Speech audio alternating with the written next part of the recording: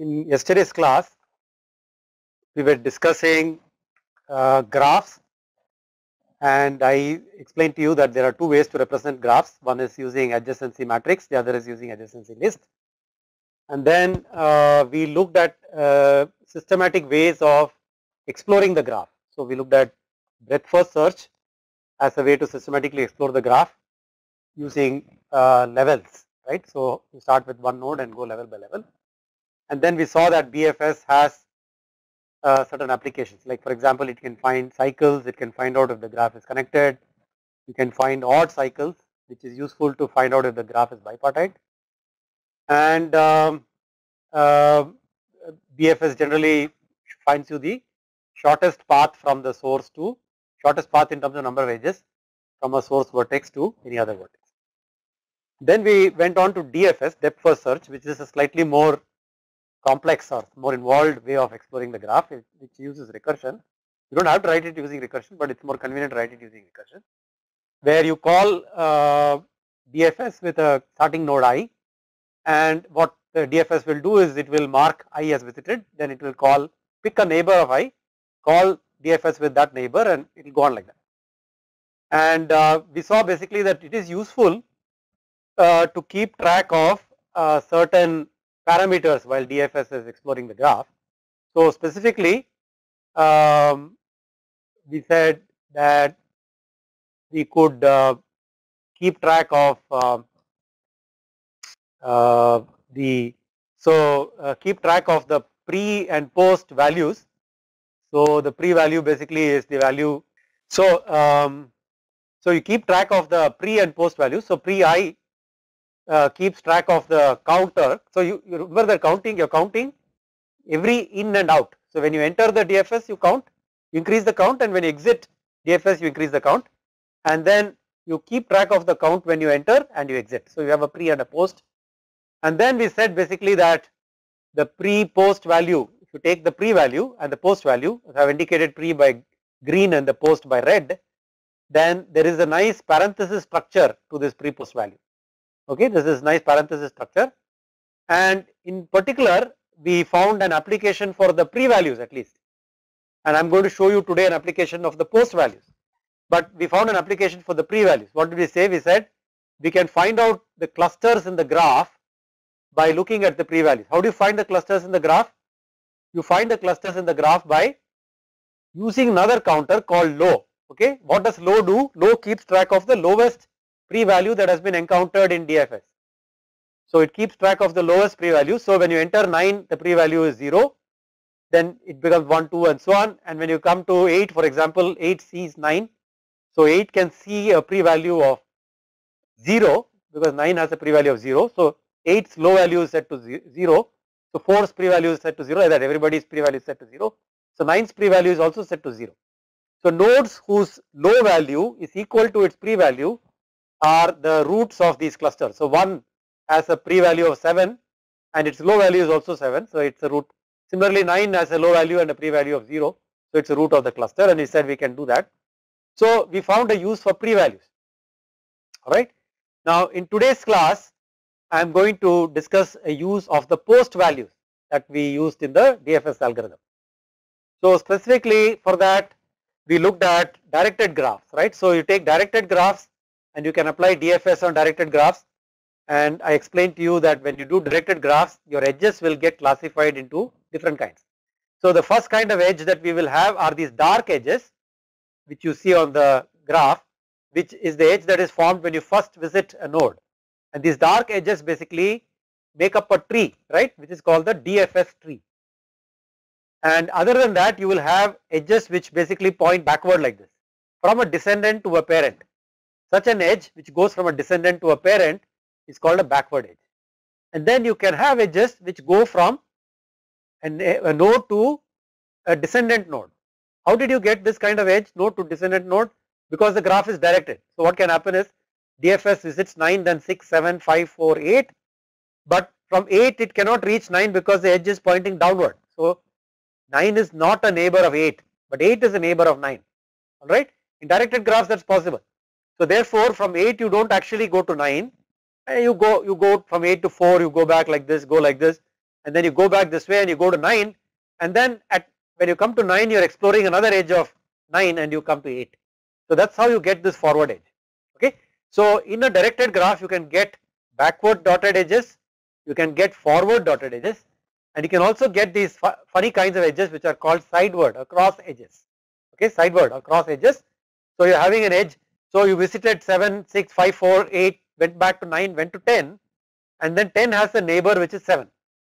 Now the reason why from 7 you didn't get to 10 is because this arrow is pointing from 10 to 7. Therefore 10 is not a neighbor of 7, but 7 is a neighbor of 10, which is why you did not go to 10 from 7. So when you went back like this and from 10 you came to 7, so 7 was already visited, so you get this cross edge.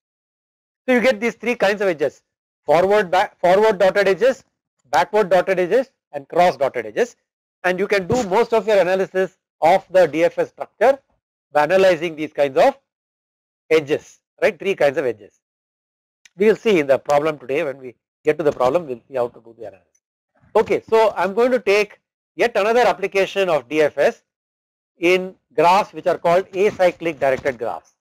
Now a graph is directed and cyclic if there is a directed cycle in the graph, that is there is a path from u back to u going through other nodes.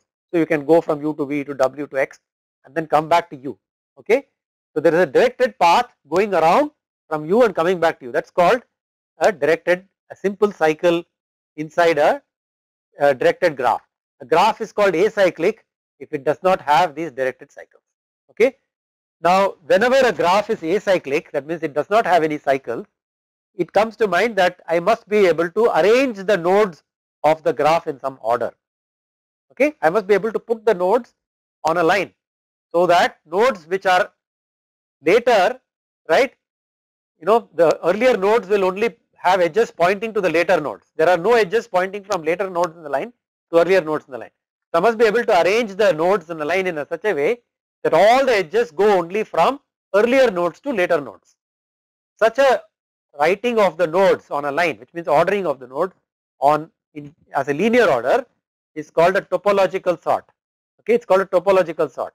It's called topological because you're sorting a graph. A graph is a kind of a topological object, right? It's a kind of a, visually you can see it's like a object in space, right? So it's basically got some dimension element to it. That's why it's called topological. But when you sort it, you're ordering the nodes. Why do you want to sort the or topologically sort the nodes of a graph? This has applications in many areas. Like for example, imagine that you are creating a VLSI circuit and you have drawn the data path, which means that you have drawn all the nodes which do computation and you draw where these computations are used. So you get a graph. This graph will be acyclic, and then you can ask yourself, this acyclic graph, the reason it's acyclic is because if you connect the output of the last element back to the beginning, then the whole thing will simply cycle. It will become a combinational circuit which will loop, right? So that's why it's acyclic, and only way you will allow the node in a data path to feed back to the first node in a data path is via a counter, via a register, right, via a clocked element. So this acyclic graph I want to topologically sort, basically because then I can order the way in which these nodes will execute. So if I want to convert these into, if I want to do instructions or something like that, I can make these things execute one or the other. So in any, similarly I can do in compilers also. If I have expressions basically represent a kind of a data flow, and I can order the way in which this expression is evaluated by doing a topological sort of the expression graph. Okay, expression graphs are directed acyclic graphs.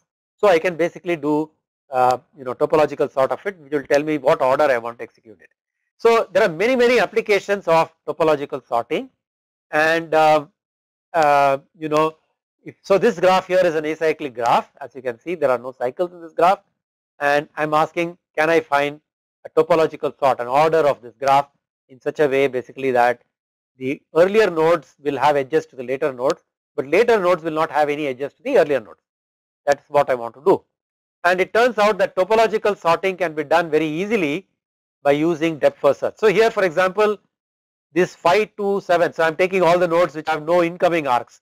So it makes sense, right? 5 to 5, actually 2 is wrong, okay.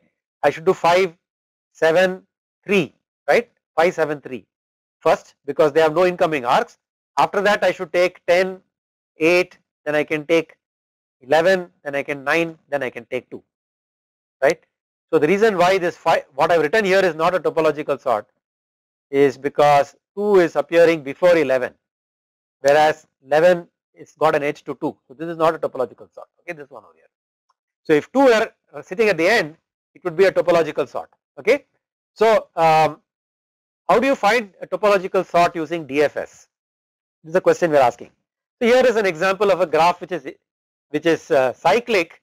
It has got cycles in it, and because this is cyclic, you cannot do a topological sort on it, right. There is no way to topologically sort a graph which has cycles, because 9 has to be before 10 and 10 has to be before 9. You cannot satisfy both those conditions. So you have to remove the cycles from this graph. So let us say I remove all the edges which form cycles in this graph. Now I have got a graph, right. Of course this edge also has to be dropped, right. This edge also has to be dropped. So if I remove all the cycles in this graph, then I can ask myself whether I can do a topologically sort of this graph. And the answer is you can do it by looking at a depth first search of the graph and identifying the post values. So you see when you do a depth first search of the graph, you get these post values. Even though I have removed some dotted edges, it doesn't really change the pre and post values of any of the nodes, right. Even if I remove all the dotted edges in this graph, the pre and post values will remain the same, but because you remember the pre and post values really are coming from the DFS tree, which is the solid edges in the graph, okay. So the order in which the nodes are visited. So the pre and post values. So you see a very interesting property here, that the post values. So for 9, for example, the post value is 19. For 10, the post value is 18. For 6, the post value is 16, and so on. So you can see that in some sense, if I look at the post values in decreasing order, 19, 18, 16, 15, 14, 13, 12, 11, 10, 6, then the decreasing order of post values will automatically result in a topological sort of the graph. So 19 gives 9, 18 gives 10, 16 gives 6, so 10, 6, 7, 5, 4, then 1, 2, 3, then 8 is a topological sort of the graph, okay. So a very simple way to do topological sorting of the graph is to do a DFS traversal of the graph, keep track of the pre and post values, right, as we did last time, then list out all the nodes according to the decreasing order of the post values, list out all the nodes in the decreasing order of post values, and that listing of the graph by decreasing order of post values will be automatically a topological sort of the graph. To go a little bit traversal, BFS and DFS traversal, we have spent some time discussing it. I want to go beyond it and look at two different kinds of algorithmic techniques that we can do on graphs. Of course, there are many different algorithmic techniques that can apply on graphs, but I am going to discuss two today. One is greedy method and the other is dynamic programming method, and in the Thursday's class we will be discussing the network flow method. Three different kinds of algorithmic techniques that we can apply on graphs, okay. So I will be looking at greedy and dynamic programming, DD and dynamic programming methods, okay. So now in order to discuss these things, I am going to introduce to you a slight extension to what we have discussed so far on graphs, which is what is called a weighted graph, okay. So far we have had graphs with nodes and edges. We labeled the node sometimes, which means that we actually when we visited a node, we marked it visited. We kept track of some counters, right, for every node. We said there will be a pre counter, a post counter, and so on. But now I am going to do something with the edges. So for every edge, I am going to associate with that edge a weight of the edge, also called sometimes the cost of the edge, okay, weight or a cost of the edge. So we associate with each edge a real number, okay, need not be an integer, a real number. The real number can have value which is 0, can have positive, negative, any value. So that number is called W of E for the edge E. And if you have a sequence of edges which form a path. So from V1 to Vn plus 1 you have a path V1, V2, V2, V3, V4, V4 made out of edges E1, E2 and so on up to En. Then the cost of the path or the weight of the path, okay, cost or weight of the path is given by summing up the weight of the edges on the path. Okay, so you can have a sequence of edges, you can add the weights of all the edges and you get the weight of the path. And now we are asking the question, what is the shortest weight path? So if you remember, we basically drew a diagram of airline cities and airline routes from one city to another and so on, and we asked the question, what is the shortest path in terms of number of edges?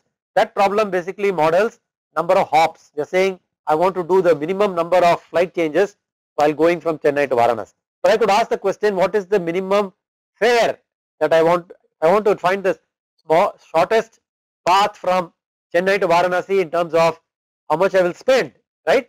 So then I can have for Chennai to Bombay, there is a fare, from Bombay to Delhi there is a fare, Delhi to Varanasi there is a fare, and I ask, is this the cheapest way of going from Chennai to Varanasi? Or maybe there is a way to go from Chennai to Kolkata, Kolkata to Varanasi, that is cheaper because the fare might be cheaper, okay. So it's not necessary that the shortest path in terms of number of edges is the shortest path in terms of some other metric, which could be like, for example, fare, the price that I pay for the ticket, or time taken. For example, I might find that the time taken to go from Chennai to Varanasi via Bombay is much more than the time taken to go via some other city, right? So you might look at time as the thing that you are optimizing. So each of these things, what we are doing is setting with each edge a weight function depending on whatever your application is, and then we are defining the cost of the path as the sum of the weights of the edges. And what we are interested in finding out is the minimum weight path or the minimum cost path, which is the shortest path in terms of sum of the weights of the edges. Now in order to do this, first we have to ask ourselves, before you start looking at new algorithms for any problem, you always have to ask yourself whether existing algorithm will work or not. So I ask, if you know a few techniques, you should see, can I use the existing technique, the technique I already know. So can I use BFS to find the shortest path? This is the first question I have to ask, and the answer is, unfortunately, it can't be used. It will not find the shortest path. Here I will give you an example of this. So here I made a graph which is made of these 7 nodes. So you can see basically that the shortest path in terms of number of edges between 1 and 3 is actually the directly you can go from 1 to 3 because it is connected by an edge. That is the shortest path in terms of number of edges, 1 to 3. But I have labeled all these edges with weights. So you can see these are the weights that have been written over here. So the shortest path from 1 to 3 in terms of weights, right, in terms of cost of path, is not the edge directly going from 1 to 3 because this costs me 80. Okay, it may be a very expensive flight to go directly from 1 to 3. Whereas if I go via 2, that means if I go 1 to 2 and then take 2 to 3, then the total weight or total cost is 10 plus 6, which is 16. So there is a shorter path via 2 to 3 in terms of weight than to go directly, alright. So which is why BFS, breadth first search, which looks at level by level exploration of the graph, will not return to you the shortest path when we look at it in terms of weights, okay. BFS is not going to do it for us. So if BFS is not going to find the shortest path, what algorithm can we use? That is the question they are asking, and therefore we look for another alternative algorithm. Now it's something like BFS we need, right, something like BFS. It has to go, instead of going level by level, which is distance in terms of number of edges, you are trying to do something like level by level, but distance not in terms of edges, but distance in terms of cost or weight, sum of the weight so far. Something like that is what we want to do. So can we modify in some sense this BFS algorithm to take into account these weights that we have put on the edges?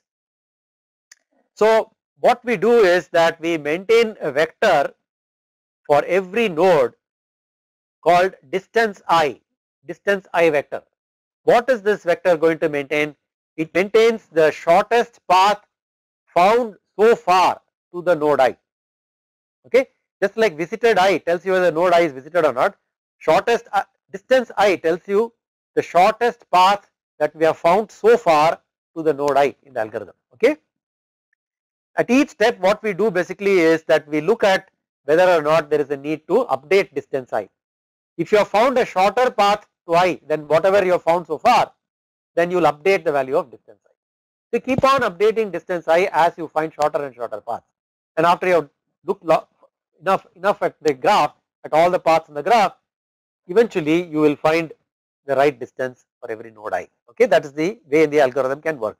So simple greedy algorithm would work like this. Greedy algorithm. Greedy means what? Greedy means a greedy algorithm tries to take local optimal solutions. It looks at the neighborhood and tries to find a local optimum at a given point in time. Okay, tries to optimize locally, and each local optimum that it does, if it picks a node and finds an optimum for that node, once it has found a local optimum, it will never visit that node again. So the greedy algorithm has two properties. One is it uses only local properties to proceed, and second property it has basically is that once it visits a node, that is once it has identified an optimal value for the node, it will not backtrack, it will not come back to that node and try to do something better for that node. Okay, it will leave that node alone and go forward. Such an algorithm is called a greedy algorithm.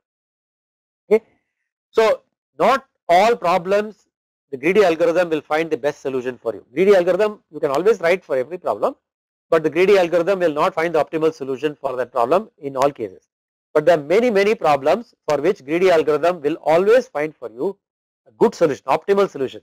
In this particular kind of problem that we have, which is the shortest path problem, the greedy algorithm will return for you the best solution. Okay, it will always return for you the best solution, so which is nice.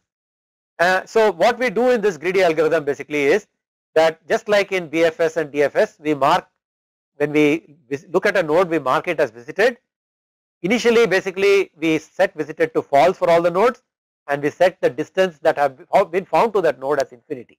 So we are going to keep reducing the distance. So we are starting the infinity and keep finding shorter and shorter paths to the node. Okay, start with node S.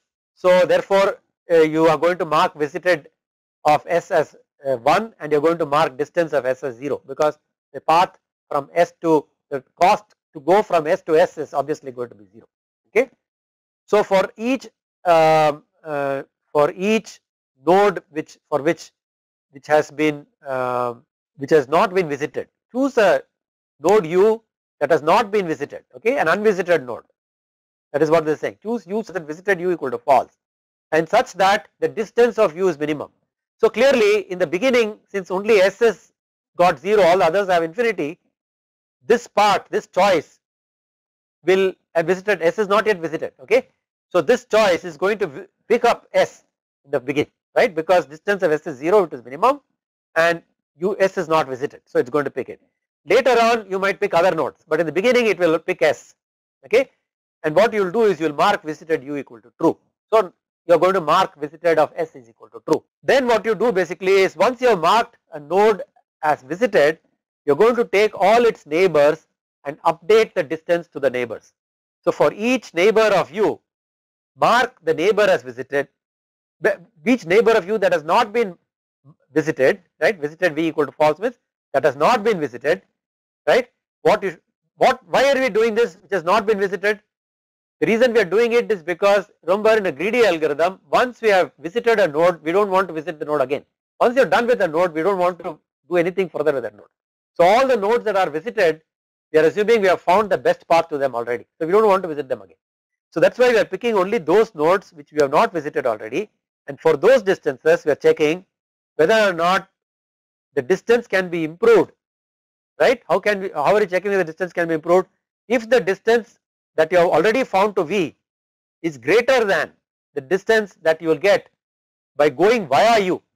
Distance to U is the distance up to U, and weight of UV is the cost of the edge from U to V. So distance U plus weight UV basically is consisting of the path which goes to U, and then via U it goes to V. So you are saying, if I have found a path to V and that one's distance is distance V, and if I have a path, if I calculate the weight of the path via U and I find that the path via U is shorter path, then basically you replace that path with the shorter path. So that is why you are saying replace distance V by distance U plus weight of U. Is that okay? Okay, very simple. Extremely simple greedy algorithm. I can see that you can fit this algorithm in one page. Okay, pseudo code you should write in one page. If you can't write in one page, it basically means that you will make mistakes, because if you have to flip pages, okay, I have written something here, I have written something here, you go back and forth, you are going to make many mistakes in your algorithm and your algorithm will not be good. You should try to write, use abstract subroutines or whatever it is, and try to write the pseudo code for every program in one page so that you can see everything. Keep staring at it and make sure that your code is correct. Okay, so this is one page pseudo code for greedy algorithm or finding shortest path. Okay, how often do you do this? You repeat this n times. Note that specifically note, we are not using I anywhere in this loop. Unlike in all the other things that we had, we are not using I anywhere, which means that this I is used only to count n times. You got to repeat n times, doesn't matter. Okay, so you are going to repeat this process n times. What process you are repeating n times? Pick a node that has not been visited so far, right, and whose distance is minimum, and update the neighbors, distance of the neighbors of this node. This process you are going to repeat n times. Okay, and the greedy algorithm, if repeated like that n times, will always find for you the shortest path. Okay, this algorithm was invented in the 1950s by Dijkstra, one of the most famous computer scientists, and that's why it's also called Dijkstra's algorithm, right? So what is it doing? It's doing a very simple thing. It's dividing at any given point in time. The greedy algorithm is dividing, or Dijkstra's algorithm is dividing basically the set of nodes into two sets: the visited nodes, the unvisited nodes. Visited nodes are nodes that you don't want to visit again, which means that you have already found the shortest path to those nodes. Okay, you already found. Unvisited nodes you are not sure about, that's why you have kept it as unvisited. At any given point in time, what do? You pick from the unvisited vertices, you pick a vertex u. Which vertex do you pick? You pick that vertex u which has the least distance value written on it. Okay, the least distance value written on it. Pick such a node. So this is being done, therefore that's why it's called greedy, right? It's greedy for two reasons. Because you are doing locally, you are picking the node which has the least distance value written on it. You are not looking at some complex optimization, just picking the least distance value and that is it. That is why it's, and once you have picked a node, you are going to mark it as visited, and once it is visited, you are not going to come back to that node again. Okay, this is the reason why this algorithm is greedy algorithm. Okay, so why does this work? It works because you have picked the least. Assume for a moment, by induction I can show you that this algorithm will work, because assume by induction that all the nodes inside this set visited, you have already found the shortest path to. Okay, you have found. Okay, assume. So for in the beginning only S is there, so the shortest path to S is just S itself. So it is obviously true in the beginning. So base case is true. So by induction, assume that it is true for all the visited vertices. I am going to show that it will be true when you add u to the list of visited vertices. Why is it true? It's true because you have picked u which is the lowest among all distance values for all the unvisited vertices. Among all unvisited vertices, u has the lowest distance value. Therefore, if there is another path to u which is shorter than just going directly to u, then that path basically has to go through some other vertex. Let's assume there is a w. So I go from here to w, and from w I come to u. That path is going to be longer than this path always, because w has a distance value which is greater than that of u, because u is the least distance value. So therefore I can be sure that by picking the node with the least distance value, right, I am finding the shortest distance to u, and because I found the shortest distance to u, I can now include u in the list of visited vertices. Alright, so I make u also as visited. So I increase the set of visited vertices by adding u to it. Okay, and then what do? I do this distance update for all neighbors of u. Let's say v is a neighbor of u, right, and I am not looking at visited. So you may have a neighbor which is w, which is sitting inside visited vertices. I am not going to update the distance of that. Why is that? I don't need to do that. The list of visited vertices I have already found the shortest path, so I don't need to go there. Okay, so therefore I only take the list of unvisited vertices which are neighbors of u. Let's say v is let's say a neighbor of u which is unvisited vertex. I update its distance if necessary. What does it mean? I have a path already found to v which is of length distance v. I check whether the path via u, the distance u plus weight of uv, is less than the path that I have already found to v. If it is, then I update the distance value of V so that it is equal to the distance of this path via U. This is what I do.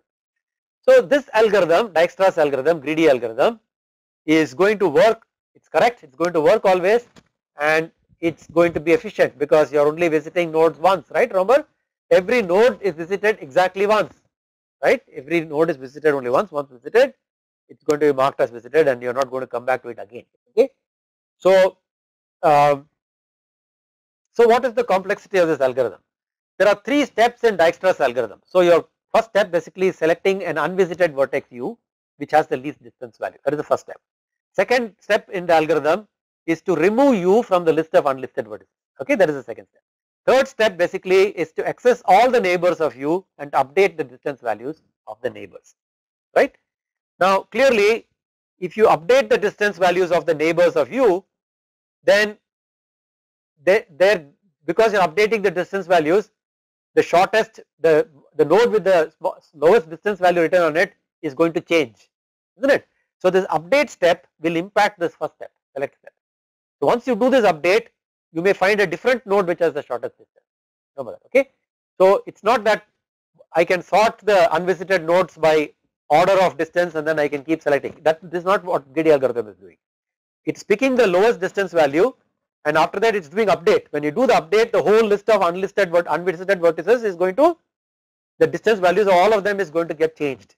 So again you have to pick the lowest distance value, again do an update, again the values of all this distance values of all the unvisited vertices is going to change. Okay. So every time I do an update, the values of distance is changing, so the first step is selected. So what is the complexity of this? So you can see that selecting an unvisited vertex U with the least distance requires basically that if you have an adjacency array, this could take order n time, right? Because you find min of a list of n takes n time, right? And then you're going to repeat this n times, right? You're going to repeat this whole thing n times. Remember Dijkstra's algorithm, you're repeating it n times. You go n times, you're doing this update step visit. So n multiplied by n gives you n square. Okay. So the total number of total complexity of just the first step is order n square. Okay, I can count in many ways. I'm just counting how many times I'm doing overall first step, how many times overall I'm doing second step, how many times overall I'm doing third step, and I'm adding the 3. So the number of times I do the first step basically is n times. I have to do order n operations to find the min each time, and I have to do n times this operation because for every node I have to do it. I have to do this. Therefore, totally n square times I will do the first step. Second step, I have to remove U from the list of unvisited vertices. Okay, so to remove U from the list of unlisted vertices is not difficult. It can be just order 1 operation, right? It can be just an order 1 operation. So for n steps, this could be order n. Okay, because if you are keeping a visited I equal to 0 or visited I equal to 1, removing U from list of unvisited vertices, just marking U as visited. So I just have to set visited U equal to 1. So that's a single step, the constant time operation. That's why order 1. And since I have to do the n times for n nodes, therefore order n. Okay, accessing all neighbors of U and updating the distance values, right? So now again, just like BFS and DFS, you notice in Dijkstra's algorithm also, every edge will be visited exactly twice. If UV is an edge, you will visit this edge when you come from U to V, and you will visit the same edge again when you come from V to U. That's only 2 times you will visit every edge. Okay, because remember, okay, so therefore since every edge is visited only 2 times, therefore the number of times that you will do this third step is order m. So the total complexity is order n square plus order n plus order m, and since order n is less than order n square, order m is less than order n square, the algorithm complexity is order n square. Is it clear? So the overall complexity of Dijkstra's algorithm is order n square. Question we can ask ourselves is, can we do better than this? Can we do better than order n square? Okay, because order n square, shortest path, imagine for example that you are trying to find in a telecommunication network the shortest route. So there could be a very large number of routers in telecommunication. The number of routers in the world might be easily in hundreds of thousands, right? And you want to find the shortest path. So order n square can be 100, 10 to the 5 into 10 to the 5 is 10 to the 10, very large. So if I can do in order n log n, that will be 10 to the 5 multiplied by log of 10 to the 5, much smaller number, isn't it? It will be order of 10 to the 5 multiplied by some 5 into something, right? So it will be 50,000 steps. Suddenly you will find yourself coming down very, very small number in between. So we want to do if possible in order n log n. How do you do it in order n log n? Right, I am not discussing this data structure called a heap, because this I guess you have studied already in some earlier part of the course. If not, you can read about heaps. Heap is a data structure which is a binary tree, okay, it is a binary tree like this, and the binary tree in a heap is kept balanced, which means that the height of this binary tree will always be log n, where n is the number of nodes in the binary tree, okay, and it will be kept balanced, but it is not a complete binary, it is not a normal binary tree in the sense that the left side of the binary tree is always less than the root and the right side is greater than the binary root. That is how the normal binary search trees are represented. This is not a binary search tree, this is a heap. In a heap, all that we want is that from a node, as you go up the heap, the key values should decrease. So here 15 is the key value, 7 is the key value, 5. So as I go up from a node in the heap, the key values that you are storing on the node should keep decreasing. So heap is a data structure which is a binary tree, has a root, it is kept balanced, and it has this property that as you go up from a node, the key values keep decreasing. Such a data structure is called a heap. If you have read about heaps, that is good. If you have not read about heaps, I will encourage you to go read about it, or you will study it in the class later on somewhere, okay. So the interesting thing about a heap basically is that insert operation in a heap takes order log n time, delete operation of a node in a heap takes order log n time, and finding the minimum in a heap is order 1 time, it is constant time, because you just have to find the root of the heap, right. This is the minimum. Minimum is always in a minimum heap, the top of the heap will be minimum. In a maximum heap, the top of the heap will be maximum. We want to maintain a minimum heap. So by using a minimum heap, we can do minimum finding in constant time, and the deletion operation we can do in order log n time, right. Removing u from the list of unvisited vertices can be done in order log n time, and doing a distance update. Basically, when you do a distance update, what happens? Each time you do a distance update, you are changing the key values on the heap, right. So changing the key value of a node on the heap is equal to basically deleting that node and replacing that node with a new node. So you are doing one delete and one insert operation. So since, right, every distance update will change the key value, and because you are changing the key value is distance value, right, because you are changing the distance value which is the key value of the node, therefore to change the key value you have to delete that node from the heap and insert another node with a new key value into the heap, okay. So you are doing one delete, one insert operation. Both of these are log n, which is why for each distance update that you do, that means for each edge, each neighbor you are doing a distance update, each of them you are taking order log n time, and since there are potentially m neighbor visits you will do overall in the graph, right, because every edge you will visit is a neighbor visit. So you will do overall m neighbor visits, and for each neighbor visit you are doing log n time operations. Therefore you get order m log n complexity for the third step. For the first step you get n log n, for the second step you get n log n, but for the third step you will get m log n, okay. I am sorry, for the first step you get now order n time, because finding the minimum is order 1 time in a heap, and since you are doing that n times, it is order n. So the first step is order n, second step is order n log n, and the third step is m log n. Therefore the total complexity of the algorithm, Dijkstra's algorithm, greedy algorithm, in which we use heap data structure, is order m plus n log n, and which typically, you know, if m is small, right, if m is small, may not be, if m is small, that is if m is of the size of order n, then order n log n you will get, but m may not be small, okay. If m is not small, m is very large, it means m is like n square, then this is actually even worse than doing without heap, because this is n square log n, whereas we had found already an order n square algorithm, right, without using heaps. So if m is very large, then it's simply better not to use heaps, use the standard adjacency list and do whatever we did earlier, okay. But if m is very small, you can use this algorithm and it becomes this thing. Most of the graphs which we encounter in real life, m will be typically small, it will be of order of n, okay, it won't be order of n square. So having discussed that, I want to move on to a variation of that problem, in which I am going to add to the graph negative weight.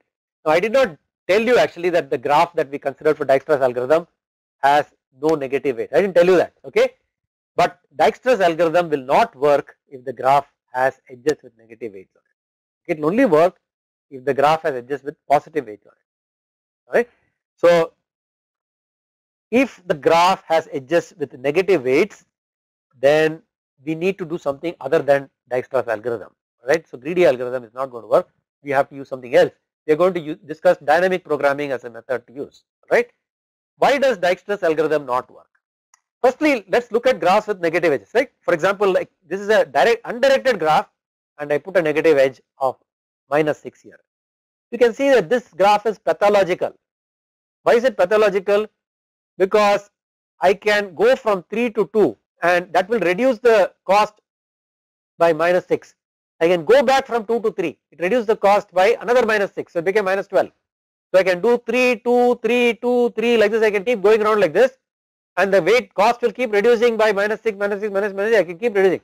So I can reduce the cost to anything I want, right. I can make it negative value, any negative value I want by just going around 3, 2. So if I want to go from 1 to 5 rather than doing 1, 2, 5 which is 8 plus 20, 28, I will go 1, 2, 3, 2, 3, 2, 3, 2, 3 many times, then it will do 8, and then if I do this 100 times it became -600. So 8 minus 600 is -500 and whatever it is 92. Then I go like this 20, so I got -592 plus 20, which is silly, okay. So this whole thing is meaningless. That is why you don't consider undirected graphs with negative edges, because it's pathological, okay. It doesn't make sense to consider undirected graphs with negative edges. So you only consider directed graphs with negative edges, alright. So here is a directed graph with negative, but here in this graph what I have done is I have put -20 on this edge, okay. Now what has happened because I put -20 on this edge is I get what is called a negative cycle here, even though it's a directed graph. So I can't do 3, 2, 3 because there is no 2, 3 now, I can only do 3, 2, but here I can do 5, 6, 7, 5, 6, 7, 5, 6, 7. So each time I do 5, 6, 7, -20 plus 5 plus 10. So -20 plus 5 plus 10 is -5. So I can go from 5 around this loop and come back to 5 and I have reduced the cost by 5. If I do it 2 times, reduce cost by 10. I can go 10 times, it will reduce the cost by 50. Again pathological, meaningless, okay. Which is why you consider for negative edges, you only consider graphs which are directed and which don't have negative cycle. What is a negative cycle? Negative cycle is something like this, a cycle in which the sum of the weights or the edges of that cycle is negative. That's called a negative cycle. So a graph which has no negative cycles and which is directed are the only graphs that we will consider. So the only meaningful graph, okay. So such a graph. So this graph for example has no negative cycles because I reduced -20 to -10. So you can see if I go around the cycle now, 10 plus 5, 15 minus 10 is 5. So the weight is positive, okay. So no negative cycles in this graph, and I can ask myself, can I use Dijkstra's algorithm or a greedy algorithm to find the shortest path from source, which is 0, this is the source node 1 to all the other nodes in the graph? The answer is you cannot. Why not? You cannot because what does Dijkstra's algorithm do? Dijkstra's algorithm will pick at any given point in time the node with the from the unvisited nodes, it will pick the node with the shortest distance. So initially it will start with this node 0 and then it will update the distance value of its neighbors. So it will say, okay, let me update the distance value of the neighbors. So it updated 2 with 8 and updated 3 with 10. I have written the distance value next to the node, okay. It did. After it did this, what will Dijkstra do? It will say it will pick the node with the shortest distance value. 8 is the node with the shortest, all other nodes remember are infinity. These nodes are all infinity, and it did not pick 1 because it is visited already. It has to pick an unvisited node with the shortest distance value, that is 2, right, which has 8. So it will pick 2, and after it has picked 2, it will mark 2 as visited, okay. When it marks 2 as visited, it means it is not going to visit 2 again. It will mark 2 as visited, and then it will start exploring the value of the neighbors of 2. It will start exploring the distance of, it will start updating the distances of the neighbors of 2. It will update the distance of 5 for example, and so on. This is how it works. But in this graph we can see very clearly that there is a shorter path to 2 via 3. I could have gone to 1 to 3 to 2 because of this negative edge here. 1 to 3 will be of weight 10, but when I do 3 to 2, it has minus 6, so 10 minus 6, 4. So there is a shorter path of weight 4 or cost 4 going via 3 from 1 to 2. Dijkstra did not find it, it found 2 initially, right, so it stopped. So problem with Dijkstra is that once it has visited 2, it's a greedy algorithm, so once it has visited 2, it's not going to visit 2 again, and because it's not going to visit 2 again, it's not going to discover this new path via 3, okay, it's not going to discover. And therefore Dijkstra does not find the shortest path in graphs which have negative edge weights. So what do I do? First question I can ask is, why don't I just modify? See, if I have a algorithm, I should try to use that algorithm as I explained to you. I know that greedy algorithm, Dijkstra's algorithm works, at least it works for graphs with positive edge weights. So can I convert my graph which has negative edge weights into another graph which has positive edge weights? Can I do that? So one trick I can try is, let me just simply add, since minus 10 is the weight here, so I add 11 to every edge. If I add 11 to every edge, all the weights will become positive. Then I can apply Dijkstra. Will that work? Okay, this is the question I have in my mind. Will that work? What do you think? Will it work? If I add 11 to all the edges, right? So everything becomes positive. Then I apply Dijkstra. Will that work? Because if I add 11, everything has become positive. So now you can do Dijkstra, no? So then why are we worried about dynamic programming? Simple greedy algorithm should work, right? Will this work? Anybody wants to take a shot at it? So I have added, okay. So now this is a graph which has no negative edges, but I added 11 to everything. So you should apply Dijkstra on this, no? So people are saying yes, so does yes, so CBIT is saying yes. Does it mean that it will work? So you think that it will work? Dijkstra's will work on this. Will it find the shortest path? No, you remember that it will find, of course it will find shortest path in this, but is this the shortest path in the original graph? Okay, is this the shortest path in the original graph? That's the question we are asking. Okay, alright, so let me answer this question because I am not hearing from any of you. So let me answer this question myself. It's not going to work. Okay, it's not going to work. Why won't it work? Because look, for example, now we know that the shortest path from 1 to 2 is 1, 3, 2. But here actually this is not going to find the shortest path as 1, 3, 2. Why is not going to find? Because 21 plus 5, 26 is greater than 19. So it's going to actually say that the shortest path again is 1, 2. It's not going to find 1, 3, 2. So adding, why did it work? It didn't work because this one you added 11 to this edge, you added 11 to this edge, actually added 22 to this path, whereas you added only 11 to this path. So this was a shorter path, but since you added 22 to it, it became longer now suddenly. Now the problem with adding some number to all the edges is that you are suddenly making the problem change the problem. Remember that breadth first search looks at shortest path in terms of number of edges. Here we are trying to find the shortest path in terms of sum of weights.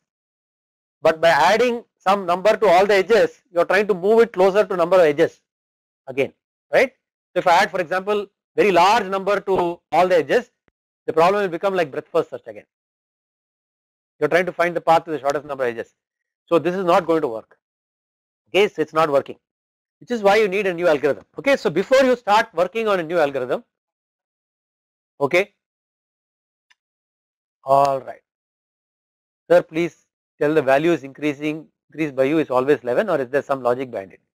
Okay, so the reason I added 11, it need not be 11, it could be anything else. I added 11 because, you know, I wanted to make it at least 0. I could have added 10 for example, and then this would have become 0. I could have added 11, I can add 12 also, I can add any number so long as all the weights become positive. Since the largest negative number here is minus 10, or the highest, the least number here is minus 10, I added 11, so that this can become 1 and becomes positive. Okay, that is the reason I added 11. But you can add any number so long as all the edges have positive weight. Okay, now so this doesn't work, alright. So this doesn't work, so therefore I need a new algorithm. So before you start looking at new algorithms, check whether your existing algorithm can be tweaked, modified, make a variant of it and see how it works. Okay, in this case none of the variants work, so therefore I have to find a new algorithm. So the algorithm I am going to discuss is called Bellman-Ford. Okay, now Bellman, for those of you who like to know about history of various things, like Dijkstra, also did all his work in algorithms in 1950s, and he is the inventor of this method called dynamic programming. He invented dynamic programming. Now why dynamic programming is called dynamic programming is not very clearly known, but in those days programming meant something else. It meant optimization. When programming, people said programming, it meant not writing program. Okay, when people said programming, it meant doing an optimization, like linear programming. Okay, means set of constraints are there and you want to optimize a function, linear function given a set of constraints, linear constraints. Such a problem is called a linear programming problem. Okay, so integer programming, linear programming. So operations research people were doing a lot of optimization problems, and those problems were all called programming problems. Is that okay? So dynamic programming basically means that you are not doing set of constraints which are static. You want to take a set of constraints which are if then else in them. So you, instead of just writing some linear constraints, you want to write some constraints which says if this were the case then this constraint, that were the case and that constraint. So it's dynamic. So when you have situation like that, how do you solve? And that is the thing that Bellman looked at, and he called that dynamic programming. Is it okay? So that word stuck, and today we are calling dynamic programming whatever he invented. So we are going to use dynamic programming here. Okay, I am not going to discuss dynamic programming because it forms a very substantial part, I understand, of your course. You will learn more about it later, but you will see how it is being used to solve this particular problem. Okay, so what does dynamic programming do? Just like greedy, what it does is it picks the locally best solution. It's greedily choosing the least value of something, and then once it visits that node, it never visits it again. Once it visits something, once it does something, it doesn't come back to that thing again. Dynamic programming on the other hand doesn't have that kind of restriction. You are not saying that once I visited a sub problem or one node or whatever, I am not going to come back to it again. I will come back to it again and again, but when I come back to it again and again, I will remember that I have come back to it again. I will use the solution I have found already for that. So what dynamic programming does, it breaks a problem, just like it breaks a problem down into sub problems. Okay, these sub problems may overlap. Overlap means that problem A and problem B, I break it down into. Problem A may involve problem B again. Okay, problem A might involve problem B and problem C. Fibonacci is a great example where we can use dynamic programming. So Fibonacci of n is equal to Fibonacci of n minus 1 plus Fibonacci of n minus 1. Calculate n minus 1, I have to do n minus 2 n plus n minus 3. So n is broken into n minus 1 and n minus 2. N minus 1 is broken into n minus 2 and n minus 2. So when you do n minus 1, you visit n minus 2 again. Okay. So basically you break a problem down into sub problems. Usually you will break it down and write it using recursion. These sub problems may be visited again and again. So in order to not do the sub problem again and again, you remember it. Remember the solution. This is called memoization. Okay. Remembering the solution is called memoization. So by using recursion to break the sub problem into sub problems and using memoization or reuse, right, to remember the solution, that method is called dynamic programming. Nothing else, very simple. Okay, recursion plus reuse is dynamic programming. Very simple to remember. Okay, so here what are we trying to do? We are trying to solve the problem, find the shortest path from the source S to any vertex of the graph T. So in order to solve this problem in dynamic programming form, you have to ask what are the sub problems. Okay, so let me write the sub problems as sub problem K. I am defining the sub problem. This hardest part in dynamic programming is choose the sub problem carefully. Sub problem K is defined as find the shortest path from source S to vertex T which has at most K edges. I am defining like this. Okay, so sub problem is defined as Kth sub problem is defined as finding the shortest path from S to T using at most K edges. At most, this can use K minus 1, K minus 2 edges also. At most K, okay, but can't use K plus 1 edges. So if you want to use K plus 1 edges, you have to go to the sub problem K plus 1. Is that okay? So clearly, in order to do this, you need only look at values of K up to n, right? Because there are no simple paths that have more than n edges. In fact, I don't have to do more than n minus 1. The largest length of a simple path is going to be n minus 1. So I need only do up to n minus 1 actually. So there are only n order n sub problems. How is the problem related to the sub problem? Shortest path from S to T is simply the minimum of all the n sub problems. Is that clear? The shortest path from S to T is either the shortest path from S to T with 0 edges, or the shortest path from S to T with 1 edge, or the shortest path from S to T with 2 edges or 3 edges or 4 edges, like that I can keep doing. Take the minimum of all the shortest paths and that will be the shortest overall shortest path. So very easy to construct the solution if I could do the solution of these sub problems. So how do I do dynamic programming on this particular example? So I found the shortest path from 1 to 2 with one edge. Dijkstra finds it for me. 1 to 2 with one edge, right? With Dijkstra itself, with DD itself I found it. 1 to 2 with two edges, shortest path, basically at most two edges, remember. So I have two ways of going from 1 to 2 with at most two edges. One is directly, which has weight 8, and another is via 3, which has weight 4. So the shortest path with at most two edges between 1 and 2 has weight 4. Okay. So the subproblem 1, which means one edge, will return the value as 8. Subproblem 2, which has two edges, at most two edges, will return the distance value as 4. So since I am going to take the minimum of the two, I will take 4 and I get the answer. Is that okay? So dynamic programming method basically by using subproblems will work in this case, clearly will work in this case. So the recursive formulation of the dynamic programming of this dynamic programming thing goes like this. To formulate it recursively, ask what happens when you go from k to k plus 1 or k minus 1 to k, the inductive step, right? So the two cases. First case is either when I go from k minus 1 to k, either the path that I found with k minus 1 edges was already the best path, okay, already the shortest path, or that was not the shortest path, but when I used another edge, which means I have k edges now, when I used another edge, I found a new path which went through another node u, right, which is got that path to that node u is k minus 1 edges, and then from u I came to this node t with one edge, so therefore this path has k edges now, okay.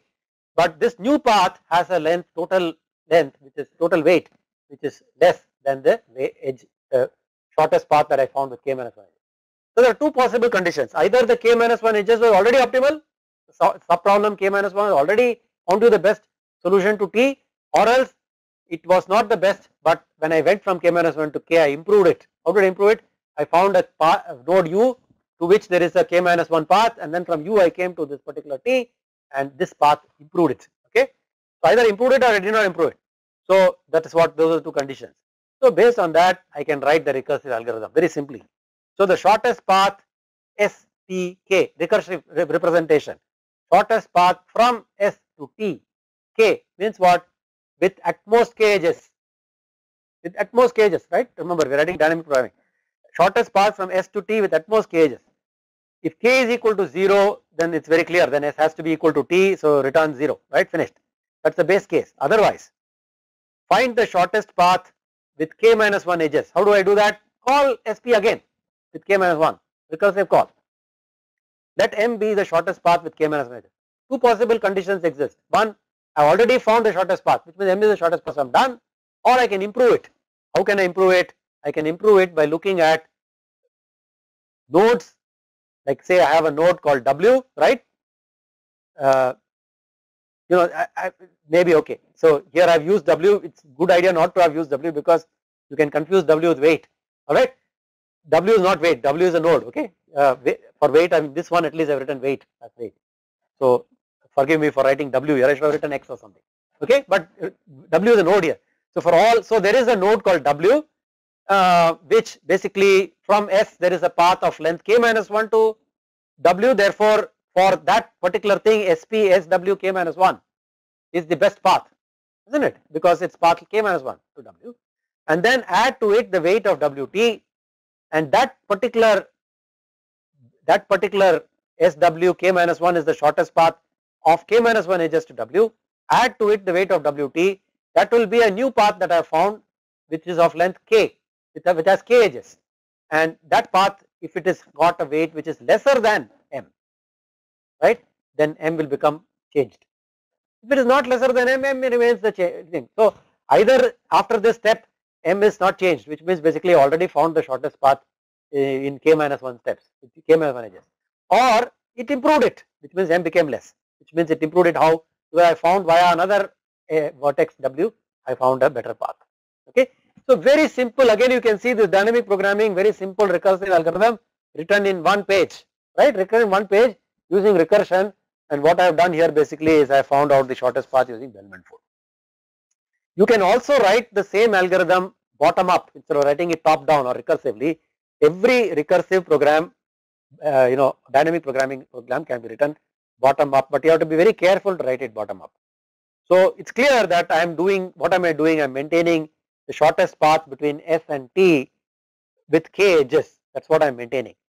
So, so I can keep an array called OTK because I am always starting at S. That's why I am not writing STK. I could have written OSTK, which means 3-dimensional array. I don't need, okay, because I am starting from S. Therefore, I am not keeping it. So I keep an array called OTK, and this array keeps the shortest path that has been found so far to T with at most K edges. Okay. So OSK is equal to 0 for all K, and OT0 is equal to, I should have written infinity here. I think that symbol vanished because of something, right? This is infinity for all T. Okay. And then I do what I do basically is for every K 1 to N, I look at whether or not, so here I have written V, right? So I look at neighbors, I look at nodes V, and then I try to see whether I can improve it by going via V. So to go via V, what I have to do is I have to look at the shortest path of K minus 1 edges to V and add the edge of the edge from V to T, right? Weight of V to T. So either basically I have already found the optimum in K minus 1 edges, which is OTK minus 1, or I am going to improve it by using one more edge, right? I am going to improve it. How am I going to improve it? I am going to go through a vertex V and I am going to improve it. So this basically, this step is going to written with just no recursion at all. There is no recursion in this. Only thing all I am doing basically is I am going from K equal to 1 to N. I am starting from K equal to 1 so that when I do the Kth step, I am calling the K minus 1 step, and I have already done the K minus 1 step in the earlier iteration of it. Okay. So the whatever recursion was doing, which was calling K minus 1, I am doing by iteration here, but I am making sure that I am doing the iteration in the correct order, right?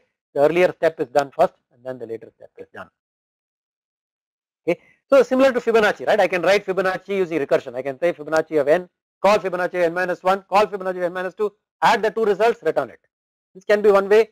The other way is that I can keep an array called fib k, fib of n. I keep an array, okay, and I can start from 0, calculate the Fibonacci of 0, set it as 1, calculate the Fibonacci of 1, set it as 1, calculate the Fibonacci of 2 by adding 0 and 1, calculate the Fibonacci of 3 by adding 1 and 2, 4 by adding 2 and 3 and so on. So this is the iterative way of doing Fibonacci.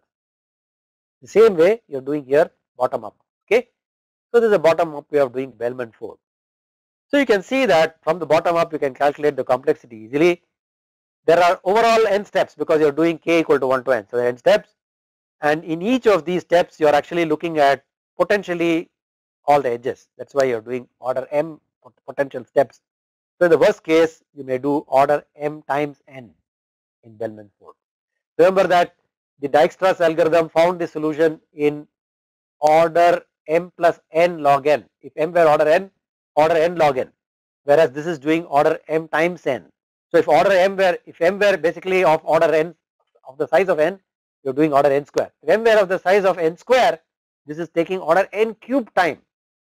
Bellman-Ford is taking order n cube time. Okay, so it's not a very efficient algorithm. Of course, you can improve Bellman-Ford also by using some interesting data structures, but we don't have time to discuss in today's class. But it works for graphs with negative edges, right?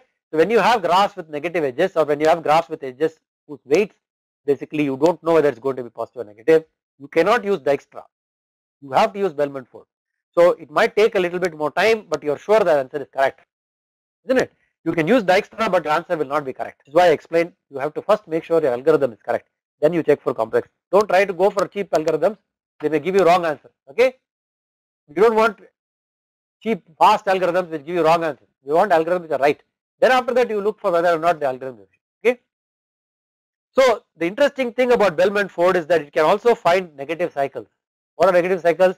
If I go around a cycle, the weight of the cumulative weight of that is basically negative. Such a thing is called negative cycle. Okay. How do I find a graph with negative cycles?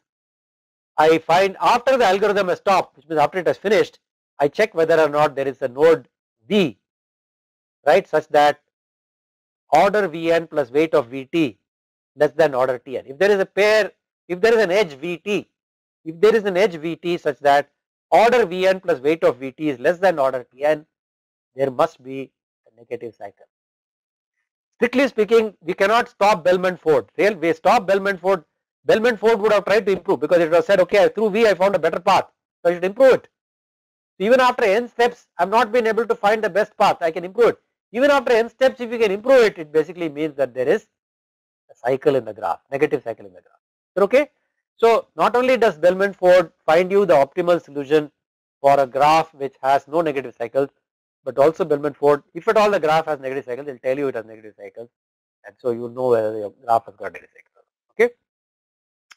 Now I am going to show you very quickly a interesting application of these graphs with negative cycles and so on in what is called constraint satisfaction. Typically, a constraint you get, and a constraint, a simple difference constraint is a constraint where you have a variable xi and a variable x. You have a set of variables x1 to xn which can mean something, like for example xi could represent the time at which you should execute a specific instruction in a processor, for example, okay, and you are saying that I should execute this instruction only after another instruction. So you will say xi is less than or equal to xj. Xi is the time of executing the ith instruction, xj is the time of executing j's instruction. It is saying j should be executed after I, xi less than or equal to xj. Then you are saying this happens in a processor which can issue many instructions and do all kinds of crazy things. Then you are saying maybe you want to say not only should I have xi done, xj done after xi, but I want xj to be done after xi and a gap, small gap, 3, a gap of 3 should be there between xi and xj. So which means xi plus 3 less than or equal to xj. And you want to say, okay. So such kinds of constraints are called difference constraints. So xi minus xj less than or equal to cij, where cij can be any number, real number, okay. It's used in compilers, used in VLSI architecture design, used in many places, okay, such kinds of different constraints. So here is an example. So I am saying x1 less than or equal to x2 plus 2, x2 plus 3 less than or equal to x3, x3 less than or equal to x1 plus 1. You can see this is cyclic, right? So I have written x1 in terms of x2, x2 in terms of x3, x3 in terms of x1. And I can try to write it in standard form, x1 minus x2 less than or equal to 2, x2 minus x3 less than or equal to minus 3. So I put 3 on that side, 3 on x3 on this side, like this. I am asking myself, can I solve these constraints? The answer is these constraints can be solved. I mean, of course I can solve these constraints by trying to do some complex geometry thing, all right, which is what in linear programming and all you try to do. See whether this represents some convex region, and I want to see whether this convex region basically is empty or not empty, right? If it is not empty, then it basically means that I can solve this constraint. I can do that, but that's a very complex algorithm, okay. A much simpler linear time algorithm, almost linear time algorithm, can be done by using these graphs, okay, constraint graphs. How do I construct such a graph? What I do basically is that I write for every xi, I write a node. So x1 I wrote one node 1, x2 I write a node 2, x3 I wrote the node 3. And whenever I see x1 minus x2 less than or equal to 2, I draw an arc from 2 to 1, not from 1 to 2, from 2 to 1 and label it with this value, which is 2. So x3 minus x1 less than or equal to 1, so I draw an arc from 1 to 3 and label it 1. x2 minus x3 less than or equal to minus 3, so I draw an arc from 3 to 2, label it minus 3. So I draw this graph like this. This graph has cycles, but you can see that it has no negative cycles, because if you add 1 plus 2, 3, minus 3, 0. So no negative cycles in this graph. And because it has no negative cycles, this graph has no negative cycles, I must be able to use Bellman-Ford to find shortest path in this graph, okay, basically. Now what I do is, in this graph, I add another node which is called 0, and then I connect 0 to all the other nodes and put edges with weight 0 on it, okay, like this. And then I run Bellman-Ford starting from 0 to all the nodes and try to find the shortest path, okay. Now see the meaning of this. Suppose I read x1 as the distance or the length of the shortest path to node 1. I read x2 as the distance or the length of the shortest path to node 2 from 0, of course, right, we are starting from 0. Then what is x1 less than or equal to x2 plus 2, what does it say? It says basically that the shortest path to node 1 has a distance which is less than or equal to shortest path to node 2 plus 2, right, shortest path to node 1, that is what this is saying, shortest path to node 1 is less than or equal to 2 plus the shortest path to node 2. But you can see here in this diagram, shortest path to node 1, I can find some shortest path to node 1, or I can go via 2, I can go to 2 and then take this 2 and come to 1. So shortest path to node 1 is less than equal to the shortest path via 2. Clearly, shortest path to node 1 has to always be less than equal to the shortest path via 2, right. Shortest path via 2 basically is the shortest 2 plus 2, which is why the shortest path to 1 is less than equal to shortest path to 2. Therefore, I can read this very clearly as read xi as shortest path from 0 to node I, and then all these constraints will just be represented with this graph, completely represented this graph, and therefore I can use Bellman-Ford. Is it okay? I can use Bellman-Ford from 0 to all the nodes, and if Bellman-Ford finds me a shortest path, then that shortest path is the answer for that particular constraint.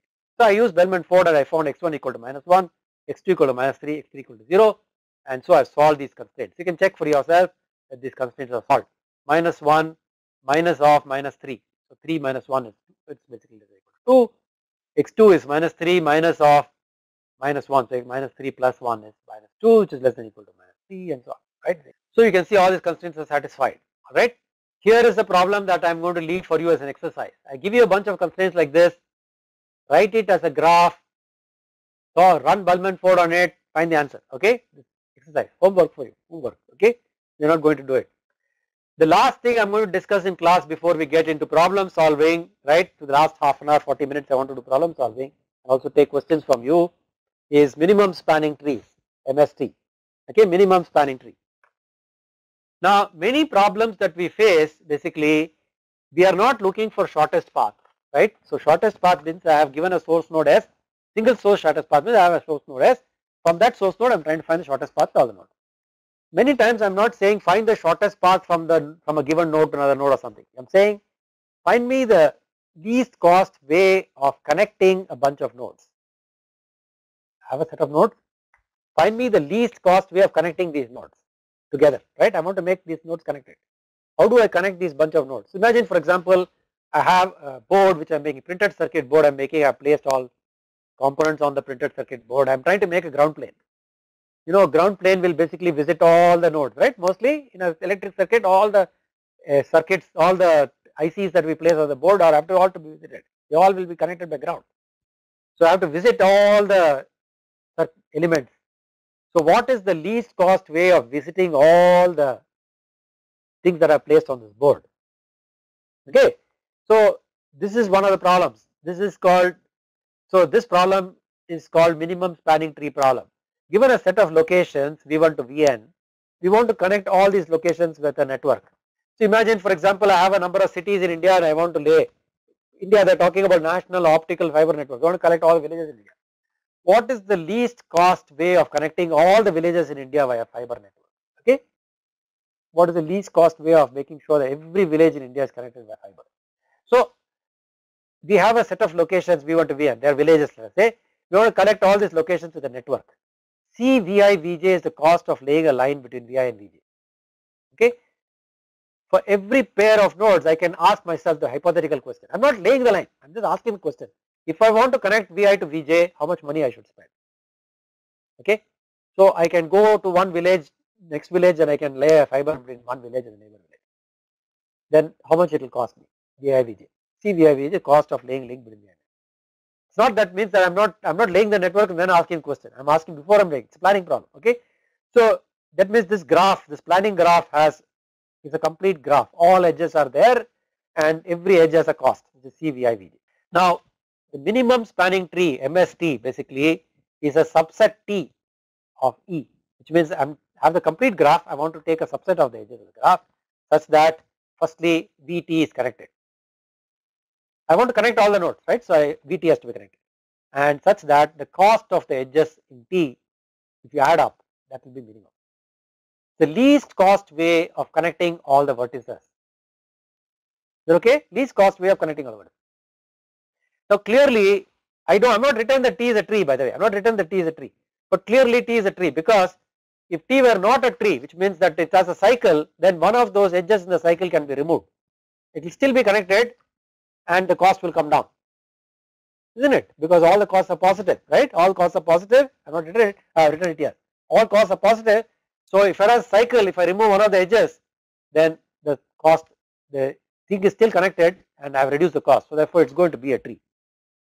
I don't have to say tree, it will become a tree automatically because of that condition. So there are three different kinds of algorithms that you can consider for constructing the minimum spanning tree. Okay. The first algorithm is a very simple algorithm. It's called Kruskal algorithm after Kruskal. All invented in the 50s and 60s. All these algorithms are very old. Okay, they're very old algorithm. So what does it do? It starts with an empty set of edges. This is not working on nodes. So far, all our algorithms worked on nodes. These algorithms work on edges. The minimum spanning tree is working on edges. It starts with an empty set of edges and it adds one edge at a time. Which edge it will add? It will add the edge with the least cost. It will sort all the edges by cost and say, let me add the edge with the least cost. Okay. So start with empty set of edges, take the edge with the least cost, add it, take the edge with the least cost, add it, keep on adding like this. When do you not add an edge? If you add an edge and it turns out that that edge causes a cycle along with all the edges that you already added, then you don't add this edge. Okay. So scan the edges in increasing order of cost, keep on adding edges. When you find that adding an edge creates a cycle, don't add that edge. It doesn't cause a cycle, add it. If it does cause a cycle, don't add it. Do that, go on doing that till you exhaust all the edges, and at the end of it, you got a connected graph which is a tree and which has a minimum cost. Very greedy algorithm, simple greedy algorithm, which is just constructing the tree by adding edges, and this is called Kruskal's algorithm. Okay. Second algorithm called Prim's algorithm. The way it works basically is similar to Dijkstra. It says start with any node. Let's say we start with a node S. Because it's connected, it doesn't matter which node you are going to start with. So let's say we start with any node, call it S, and use like Dijkstra, use a greedy algorithm, but rather than picking the vertex J which has the minimum distance written on it, that's what you do in Dijkstra's. Right now we are going to pick the vertex J which has the minimum attachment cost. What is the attachment cost? The cost of Cij such that I is in S and J is not in S is minimum. The cost of attaching vertex J to the list, to the tree which you have constructed so far. It's not a tree, it's a forest. It will become a tree only at the end. It may be a forest. Okay. So whatever I have constructed so far, adding the vertex, right, J to it, J to this list of S which I have already constructed so far is minimum. So the least attached cost, right. So I am not finding the least distance because least distance basically means that I am taking a path, right, and then calculating the distance. I am not looking at distance like that because I want to calculate the shortest tree. I want to make the minimum tree. I am not finding the minimum distance or something. Okay. So that's why I am taking the minimum attachment cost. So use Dijkstra like algorithm, but rather than distance, use attachment cost as the metric. The third algorithm is called backward Kruskal. It's like Kruskal's algorithm, but it works backward. Start with all the edges and remove edges one by one. So which edge you will remove? Clearly you want to remove the edge which has the highest cost. So you go in inverse order of it. Take the highest cost edge and throw it out. Keep throwing out an edge. When will you stop throwing out edges? You stop throwing out edges when you throw out the edge it becomes disconnected. If throwing out an edge makes the graph disconnected, don't throw out the edge. Keep throwing out edges which are in decreasing order of cost, and if you find the edges, removing the edges making it disconnected, don't discard it. Okay. Like this you keep coming down from highest weight to lowest weight, and you stop when all the edges have been examined, and then that algorithm will also return a tree, and that tree will have minimum cost, and it's called backward Kruskal. Okay. All these algorithms are optimal, but I am not going to be able to prove to you that they are optimal because we don't have enough time. Okay. Now why does Kruskal's algorithm work? And the reason why Kruskal's algorithm works basically is at any given point in time, what is Kruskal's algorithm doing? We have, just like in Dijkstra's algorithm, we have a set of visited vertices, set of unvisited vertices. We are constructing a set of, we have collected a set of edges, right, S. So you are basically, if you take any given node U, so you have set of S, right. If you take any, what is that? Okay, I'm going to discuss something called cut property, which in the Thursday's class when we discuss network flow, this will become a lot more detailed. We'll be discussing it. But if S is a subset of V, right? Let S be a set of vertices. So you are dividing the vertices into two sets. Visited and not visited is what we did there. Here we are saying let us say S be any set, and V minus S is the other set. Okay. So consider all the edges that go across the boundary between S and outside S. So these are the edges which are crossing the boundary. That set of edges is called a cut. Okay, called a cut. So X is the cut. Set of edges which are crossing the boundary between S and the rest of S, rest of the. From the cut X, I can pick the cost HE which has got the minimum cost. Let's say E is the minimum cost. I can pick that edge.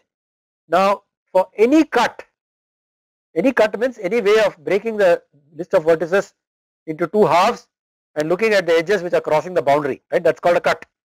I can pick from that cut the edge. So remember, the cut is basically set of edges. I'm picking from the cut the edge which has the minimum weight. Let's say E is the edge which has the minimum weight. I claim that E will belong to every minimum spanning tree. E will belong to every minimum spanning tree. Why is that? E will belong to every minimum spanning tree because, assume for a moment, E did not belong to a minimum spanning tree. Then E is connecting two nodes V and W. Now there is a minimum spanning tree which I have constructed, right? E does not belong to it, right? In that minimum spanning tree, V and W has to be connected because every node is connected, every node in a minimum spanning tree. So how is it connected? So there is a path from V to W which is not going through E because E is not there in the minimum spanning tree. So that path will go through U, let's say V prime, W prime, X, and then come to W. So it will go through nodes inside S, then it will come outside S, then it will join to W. So somewhere that path which is connecting V to W has to cross the boundary between S and outside of S, and that place where it's crossing the boundary, let's say, is E prime. Okay. So we are relying on the fact that we have found a minimum spanning tree. Assume for a moment that E, which is the least cost edge, is not there in that. Then you are basically saying that there should be a path from V to W that goes from V to W, and it has to cross the boundary because your V is inside, W is outside. So it has to cross the boundary somewhere. Let's say it crosses the boundary at E prime. Now because E is the least cost edge among all the edges that crosses the boundary, therefore E prime has a weight which is larger than E, isn't it?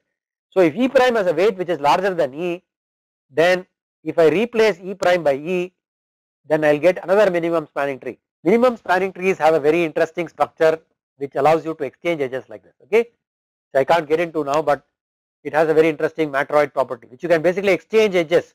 So I can drop E prime and add E. If I drop E prime and add E, I will not make cycles.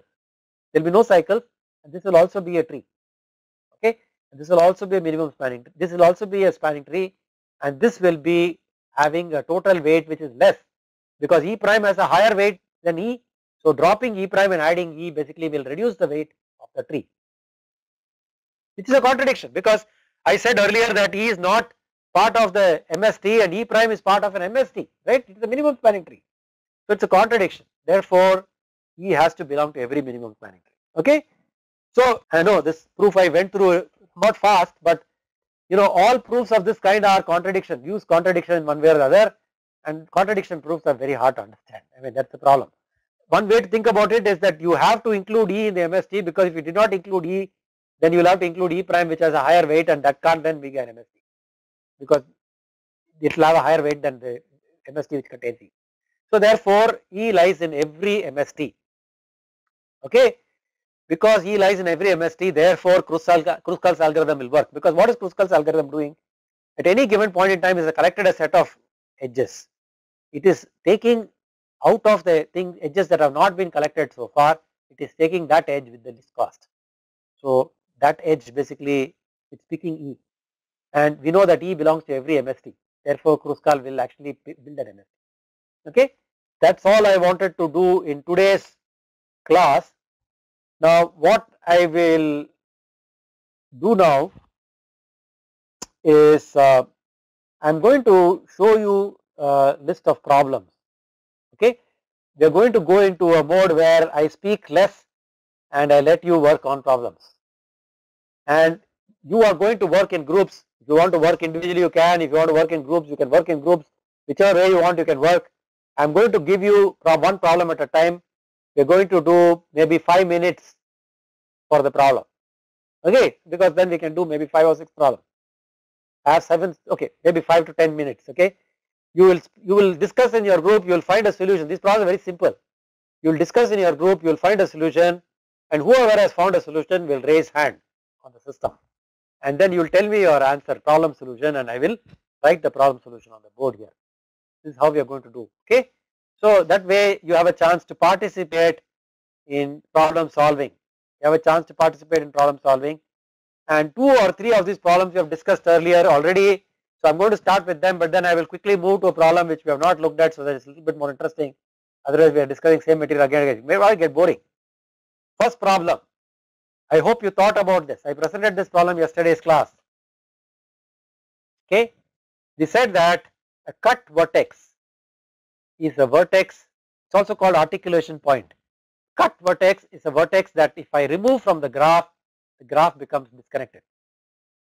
Cut vertex is a vertex that I remove from the graph becomes disconnected.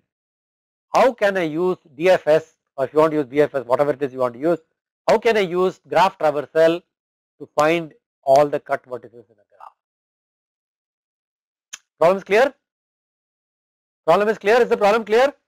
How can I use graph traversal to find all the cut vertices in a graph? You got to use basically, let's say you are using DFS, you know that in DFS you will visit nodes, you will maintain pre and post counters, and you can use low counters or any other counters. You can even add more counters if you want. Using these counters you have to somehow find out whether a vertex is a cut vertex or not. In the last class I discussed how to find out whether a vertex is, an edge is a cut edge or not. What did I say? Maintain low value of counter, low counter, right? If you find a vertex whose low value is equal to its pre-value, then that edge is a entry point into a cluster. So the parent of that node, the edge connecting the parent of that node and this node must be an edge which is a cut edge. We said that, okay. So that is a clue in some sense, right. Now just to make your problem a little bit more difficult, let me point out that cut vertices, cut edges will always, if this is a cut edge, then this is a cut edge, then this is a cut vertex, this also is a cut vertex, both of these are cut vertices, okay, both of these are cut vertices. I hope you can see what is written on the board, right, but that need not be the case, need not be the case. Here I am giving you another graph like this. Here this graph has no cut edges, this graph has no cut edges, but this vertex is a cut vertex. This is a cut vertex because if I remove this vertex, the graph will break down into 2 pieces, right. This piece and this piece will get disconnected. Okay, so you have 5 minutes, work in groups, and whoever finds the solution will put up, raise hand, and we will discuss solution, okay. What is your method of finding cut vertices in a graph? How do you find cut vertices in a graph? Okay, you can work on the problem. I mean, you don't have to look at me now. Just work on the problem and discuss with your friends, neighbors, whatever it is you want to do, you can do. You can raise hand, and whoever has raised hand, I will give you a chance to present your solution, okay. And we can write the solutions on the board. Okay, so we should have answers by now. So do we have any answers from anybody?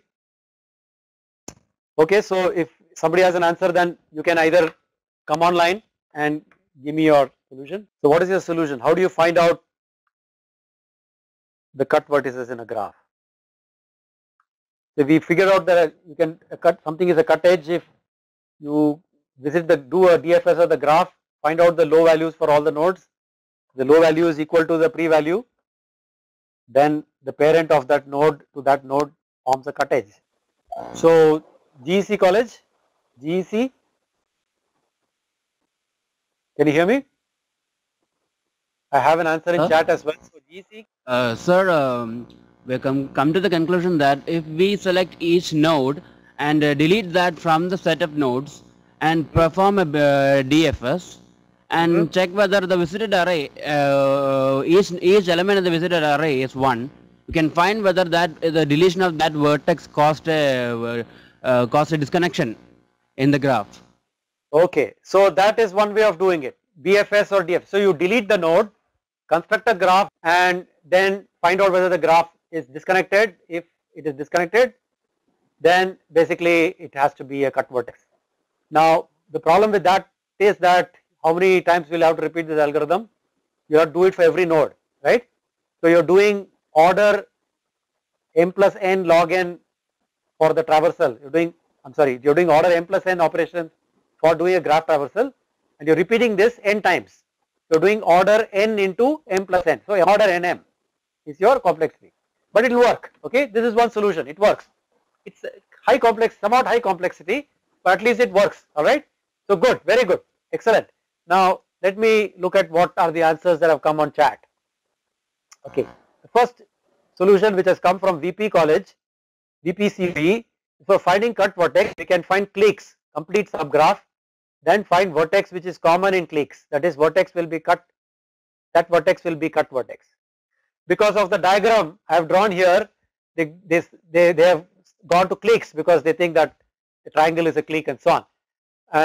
But that may not be the case. Vertex will be a cut vertex for given example. So in this particular example, maybe that is the case, but clearly, that is not going to be a solution, because I can make this is a clique and I can make another clique. This is another clique. These are two cliques. This is one clique. This is another clique. So I can have two cliques, right? You can have two cliques which are shown here. This is one clique. This is the other clique. I can have two cliques and they are sharing common vertices, but neither of those vertices is a cut vertex.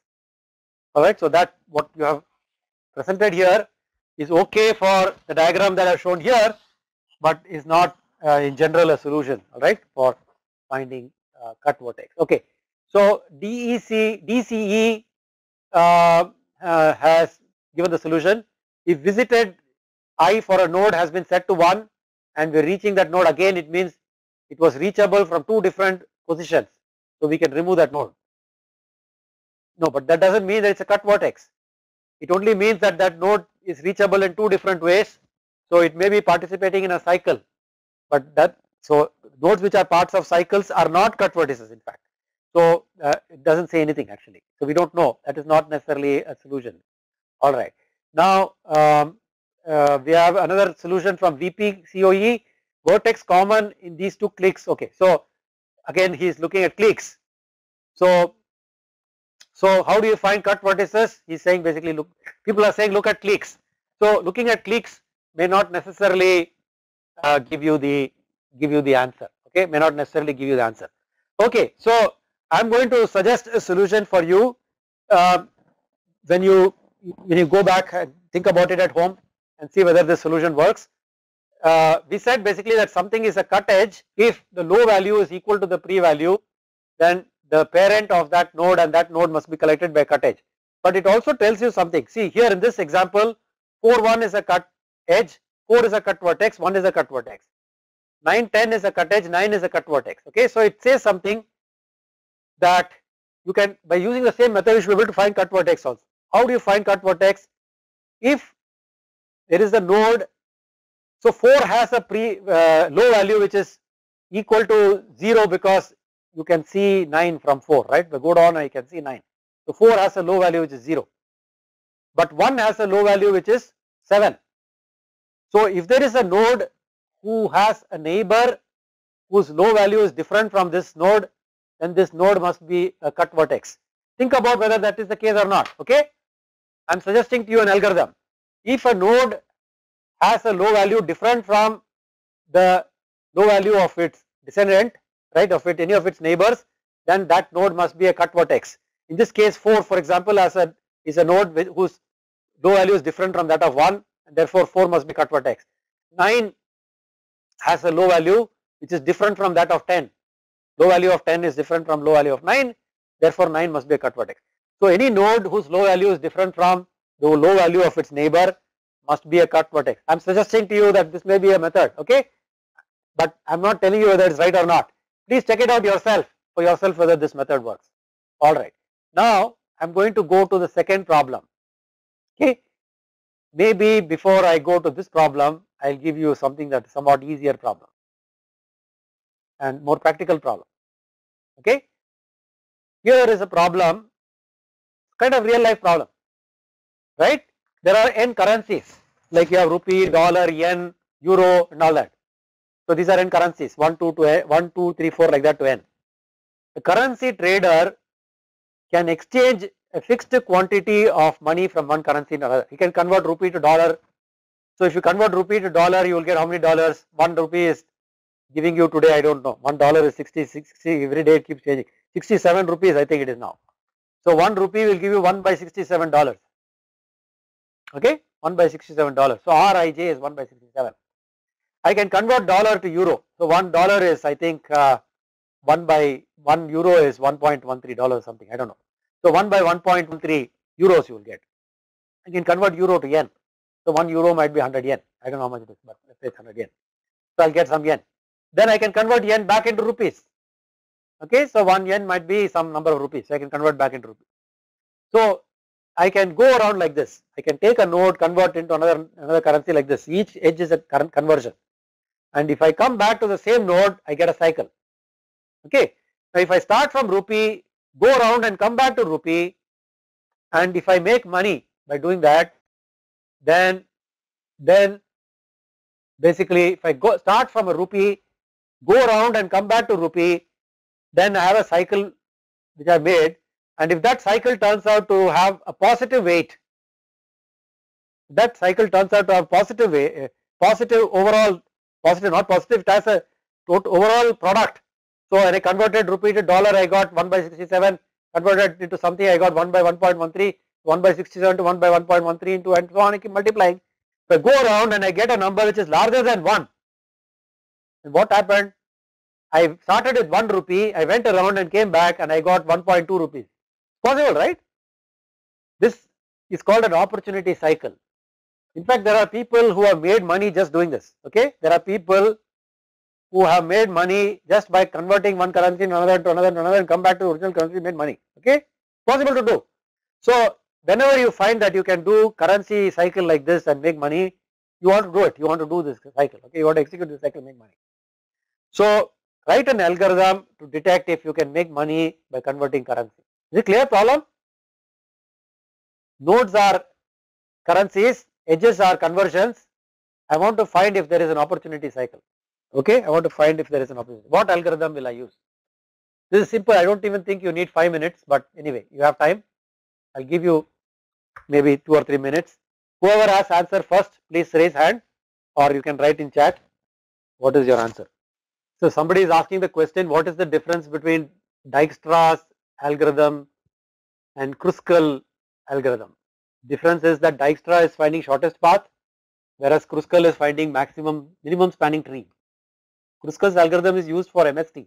Okay, so when you are trying to find not the shortest path between two nodes, but you are trying to find a minimum cost tree that connects a bunch of nodes, then you will use Kruskal's algorithm. Right. So whereas when you're trying to find the shortest path between a pair of nodes, that time you use Dijkstra's algorithm. Okay, so if you are finding this problem a bit difficult to think about, I think I'll give you time to think about it at leisure, right? Think about it at your own leisure, because this is an interesting problem. You might want to spend more time on it. Okay, as I give you the answer and then you lose interest in trying to solve problems like this. Okay, feel free to post questions on this later on also. We have a forum, so you can post questions on this. If you have suggestions, solutions and all, post it and I will answer. Okay, after these lectures, end of these lectures doesn't mean we stop interacting. I can continue to interact with you afterwards also. So I am going to leave this problem with you, right, because it might be interesting. You might want to think about this problem a little bit more, okay, and see whether you have an interesting solution for this problem. Okay, let me go to another problem. Okay, before that, let me tell you a few things, easy things. Can you show that if the DFS tree and the BFS tree are exactly the same, the DFS tree and the BFS tree are exactly the same, then the graph must be a tree. Remember, the DFS tree is the tree found by the DFS algorithm, search traversal. BFS tree is the tree found by the BFS traversal. if the DFS and the BFS tree are exactly the same tree, both of them found the same tree, then the graph itself must be this tree. Okay, so it looks like we need to give you a bit more time to solve this kind of problems. All right. So what I'm going to do is I'm going to just present all these problems to you. Right.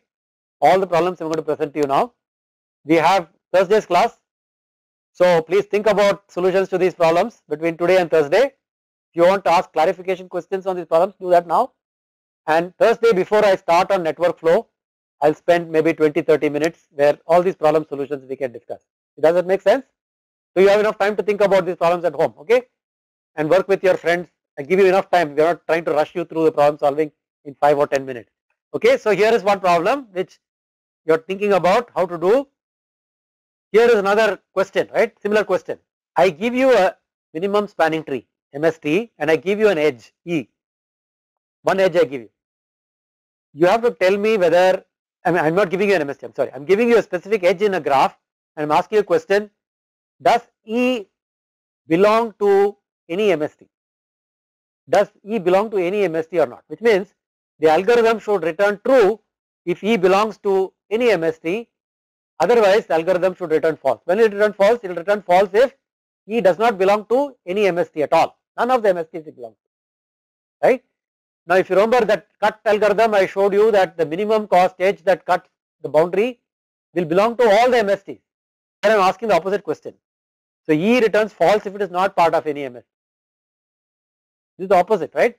There we found an edge which belongs to every MST because it's the lowest cost edge that crosses the boundary. It has to belong to every MST. Here I am asking E does not belong to any MST. It's opposite, okay?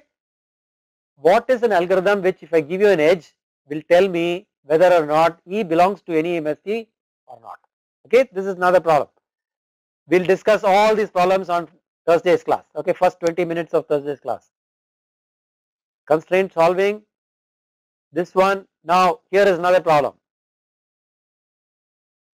What is a method by which you can find all the strongly connected components of a directed graph using depth first search? What counters will you keep? What values of counters you will use? Or what method you will use in addition to counters to find out all the strongly connected components of a directed graph? Okay. So here are your questions. This question we have already discussed, right? I told you the answer for this already.